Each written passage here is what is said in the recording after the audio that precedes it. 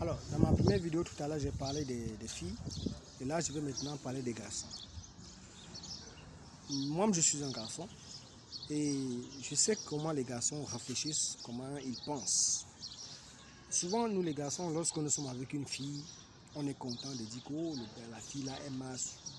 Excusez-moi, je vais être vraiment cru parce que je vais étudier des termes, des choses, les prononcer, les appeler par leur nom.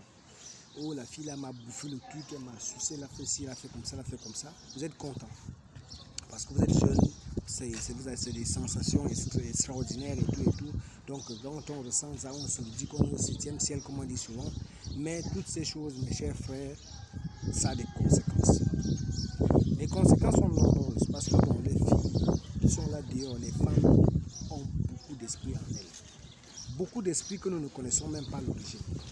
Il y a des femmes qui ont des langues serpentines, des langues venimeuses, des langues maudites, des langues, je ne sais même pas, empoisonnées. Une femme qui te suce la verge, qui te mange, qui te fait ceci, qui te dit que tu dis oh la fille a une bouche magique, quand elle me prend, oh là là là là là là là, je suis mort, je suis. Tu es content.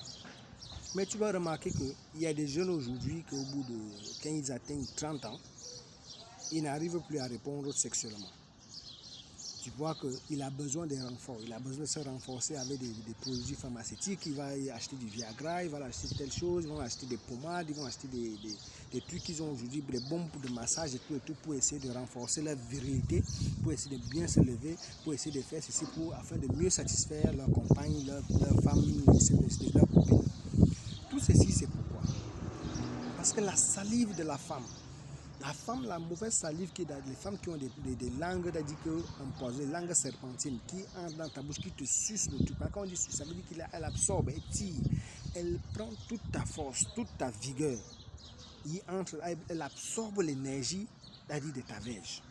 Ce qui fait qu'au bout d'un moment, tu n'arrives plus à répondre sexuellement.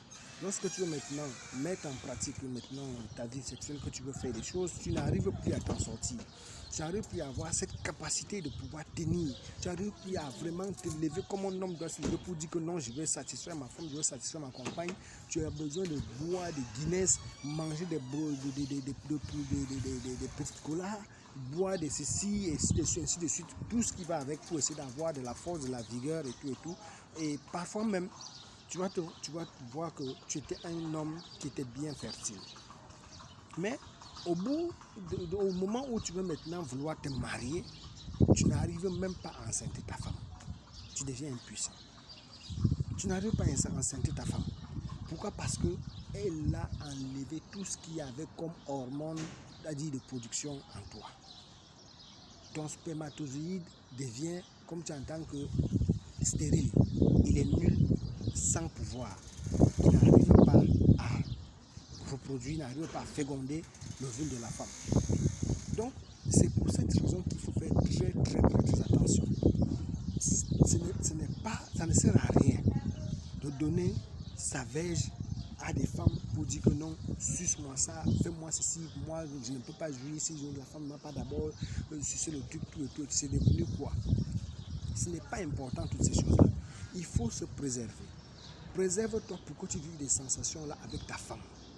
Que tu vives ces sensations avec ton amour, avec la femme de ta vie.